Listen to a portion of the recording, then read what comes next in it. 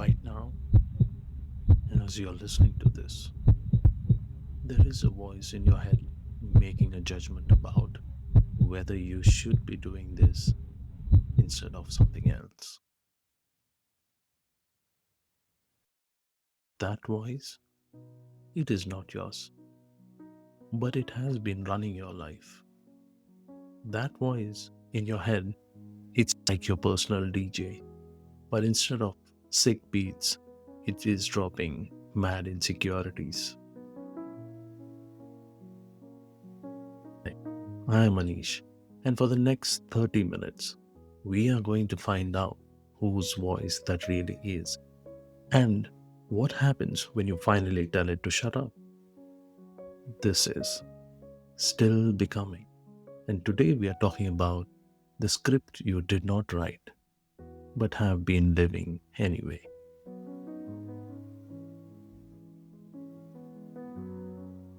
Before we dive in, let me tell you what I mean by the script.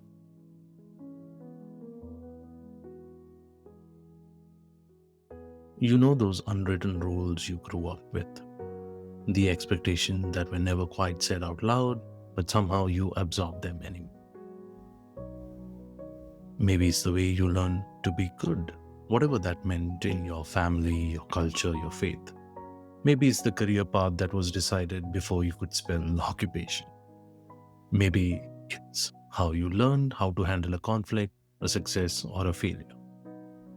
For some of us, it's never rock the boat.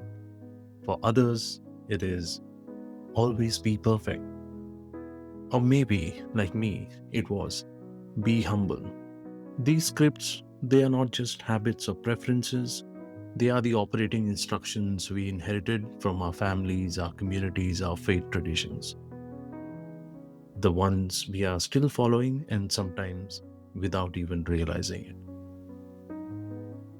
Jean-Paul Sartre, the French philosopher who never smiled in a photo, said, "We are condemned to be free," right? Which is just French for you're always choosing, even when you think you are not. So, when did we stop choosing and start obeying? This episode is for the quiet rebels, the one who followed the rules and still felt fake, the ones always trying to remember who they were before they memorized their lines. You know, sometimes these scripts we inherited come wrapped in love, in tradition, in good intentions. I want to share my personal story here. I can still feel that smile, the one that crept across my face as my throat tightened. Sitting there in my fifth grade world while my mother laid out my future. She said, "You will join the seminary after your high school." She said, as a matter of factly, as if she was telling me what was for dinner. Quick gut check. When I said seminary, did you think, "Oh, that is intense," or that it is beautiful? Just try to remember your first reaction. That reaction, that is data. Well, our roots stretched back to Kerala, where for our community, faith was not just a religion. It was the air we breathed, the water we drank, where becoming a priest was not just a calling, it was a crown of honor for the whole family. And I have enough nuns and priests in my family in terms of my uncles and aunts, so I know that was something that everybody in the family always took pride in. And I always say this to people who know little or nothing about my religion. Being Catholic is like entering a video game on hard mode. You're born with the inbuilt guilt, and every Sunday you attend a spiritual CrossFit class. Stand, kneel, sit, and repeat. And I'm just taking you back to that scenario where my Mom was talking to me. I remember nodding, smiling, agreeing, not because I understood what I was agreeing to, but because somewhere in my young mind I thought this was my ticket to staying in God's good grace, a divine insurance policy, if you will. Now, don't get me wrong. Faith was not just some distant concept for me at this point of time. It was woven into the fabric of my daily life. I was an altar boy for years, the kind who knew every prayer by heart and every ritual by instinct. Most of my afternoons were filled with volleyball and uh, football or soccer, depending on which part of the world you're listening from, with seminarians, young men who seem to balance their calling uh, with an enviable joy for life. Looking back now, I can see that the moment for what it was, a child making an adult sized promise, trying to please both heaven and earth at once. And that is the thing about inherited scripts. They often come from a place of love, of tradition, of wanting the best for us, but sometimes the best for us is not what is best for us at all. They will leave you if you don't follow the lines. You will fail if you don't do things in a particular way. Every time somebody said those things to me, I would just smile. I nodded. I hated it, but I accepted it because I thought I was being mature.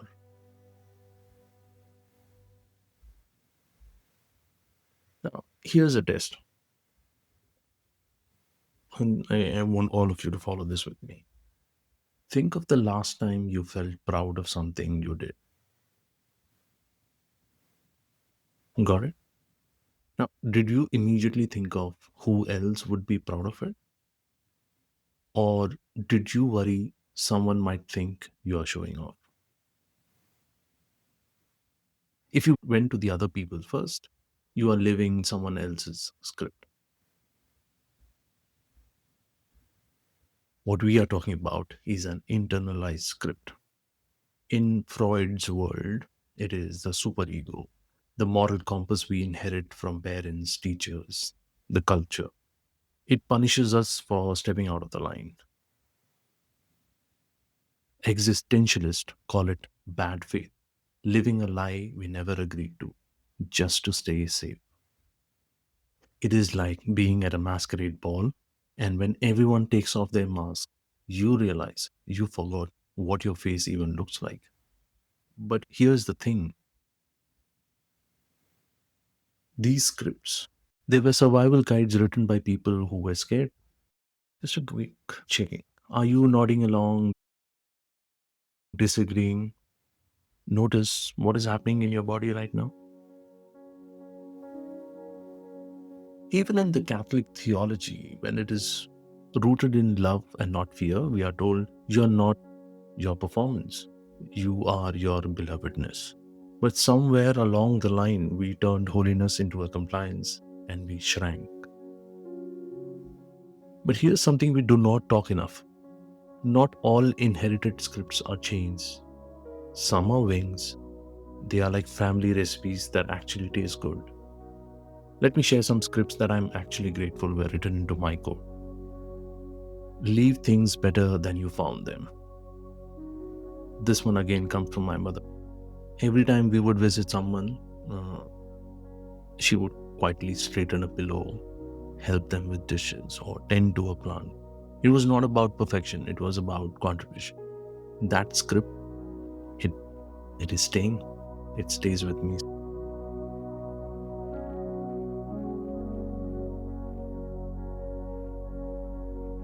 I remember at least once a month, there would be one or two elderly people who would come home and eat with us. Not because we had a lot, but that's how my mother is. And that abundance mindset, that's pure gold. And that's written into my script. Here's another powerful one. If you do not understand, ask. This came from one of my teachers who made it safe to be curious. It saved me from years of nodding along in confusion. And my personal favorite is, as we go, I actually don't know the source of it, but it helps me when I'm faced with something new. Not we know everything or we are perfect, but we figure it out. What a gift of resilience that script has been. So how do we know which scripts to keep and which to change? Now, here's the test. Does this script expand or contract you? Does it help you build bridges or walls? Does it serve your fear or your love? I think you would know the answers to those. And depending on how you answer some of these questions, you would know whether you want to keep them or change them. The beneficial script, they tend to open possibilities rather than close them. It helps you connect rather than isolate yourself. It empowers you rather than diminish you. And there is a lot of an instead of or in these beneficial scripts. Think about it. What helpful scripts did you inherit? Maybe it is always write thank you notes, or if you see someone struggling, help, or there is no shame in starting over. Let's give credit where it's due. Some of our ancestors' wisdom, it is worth keeping in the script. So now that we have a framework of how to identify your internalized scripts, how to identify which of these scripts are beneficial and which of the scripts need some change. That's, I feel, the easy part. The tricky part is, once you have identified a script which should not be something that you will follow, how do you change it? And this is where I also struggle a lot. This is the hardest part. I'll give you an example. This is a recent example. You would think that after years of unlearning and consciously choosing my own path, I would be immune to some of my scripts. But just last week, there I was in a team meeting, and with a bunch of us had just launched a massive project. Something we had dreamed about a year ago but seemed impossible then. And when they asked me to speak about the achievement, I froze. Well, not exactly froze, was I started doing this familiar dance of deflecting, minimizing, and shrinking myself. And there it was, the childhood lesson playing on repeat. Jesus washed his disciples' feet. True humility, that is what matters. The words I would have heard countless times in church, in school, at home. Funny how a lesson about divine humility somehow transformed into a script for self-erasure, right? What started as a beautiful teaching about service became my go-to excuse for hiding from my own light. In that moment, sitting there in that conference room, I was not just a professional being modest about his achievement. I was that altar boy again, trying to be good, trying to be holy, trying to be less. The script was still there, running in the background like some spiritual operating system I never chose to install. And here's what makes me scared the most.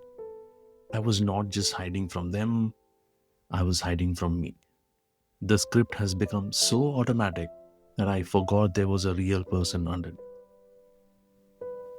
So what now? How do we change this? And I always keep saying, I don't have all the answers, and I don't think I have figured it out, but it's important for me to speak about it. Maybe the goal here is not silence. Maybe it is volume control. Right? What do you mean by that? Okay, let me break that apart. Maybe it is giving my voice the mic, even if the script still yells from the backstage.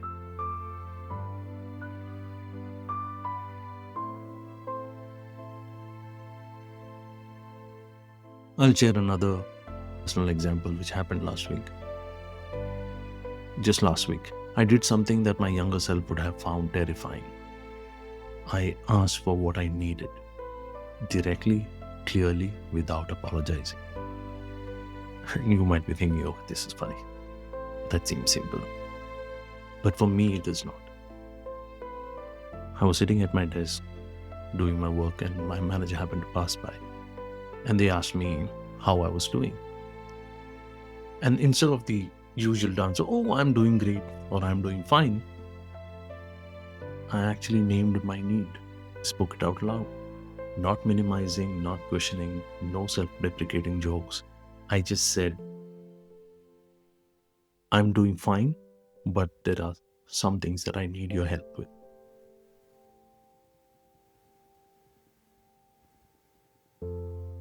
And it was such an aha moment for me.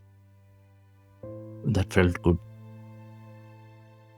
Remember that quote from Hillel we discussed in our last episode? If I am for myself, who will be for me?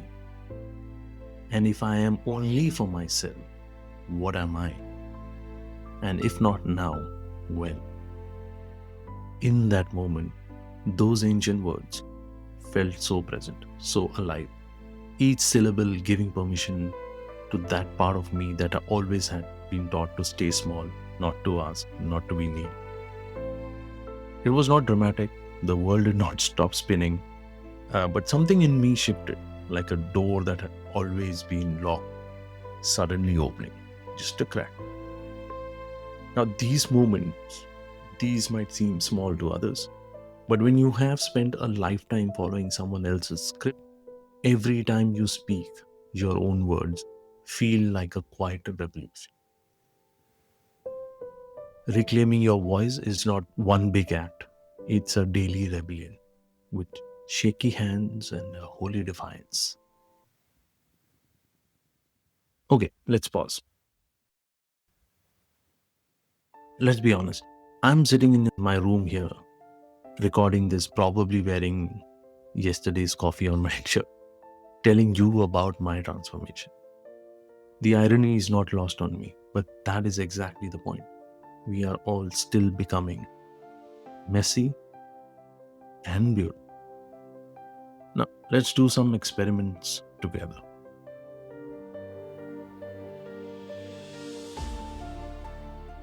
I'm going to give you 3 small experiments. Do not overthink it. Just do it. Experiment number 1. I want you to say your name out loud. Just your name.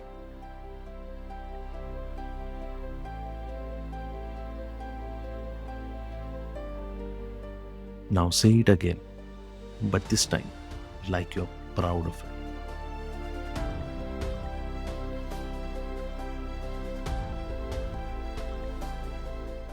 If saying your name proudly felt weird, congratulations.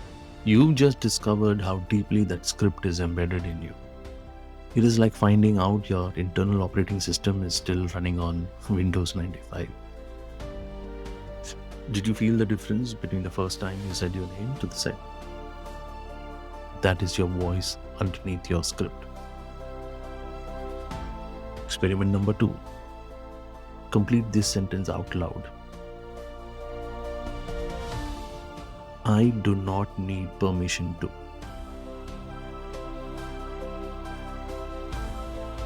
Say it again, but louder. I do not need permission to. Experiment number 3. Think of one thing you would do if you knew no one would judge you. Do not say it out loud, just let it sit. That feeling, that is your real script.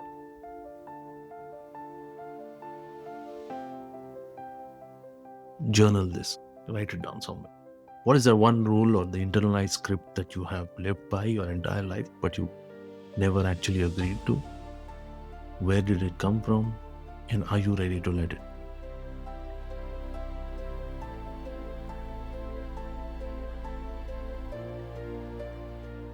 If this hit you in the gut, do not just sit with it. Do something. 3 things. First, text someone right now and tell them one thing that you are proud of. Do not qualify it, do not minimize it, just write. Second, follow us on I Am Still Becoming on Instagram and share what script are you ready to rewrite. Third, and this is the big one, tomorrow when someone asks you, how are you doing? Tell them the truth. Not the script of I am doing fine, but the real version. How exactly are you? How are you feeling? Do that with at least one person. Remember, rewriting your script is like updating your software. It might be glitchy at first, but trust me, the new features are worth it. Until next time, may your internal narrator be Morgan Freeman and not your critical aunt. Until then, remember, scripts can be rewritten and you are holding the pen. Until next time, may you keep becoming even in your breaking.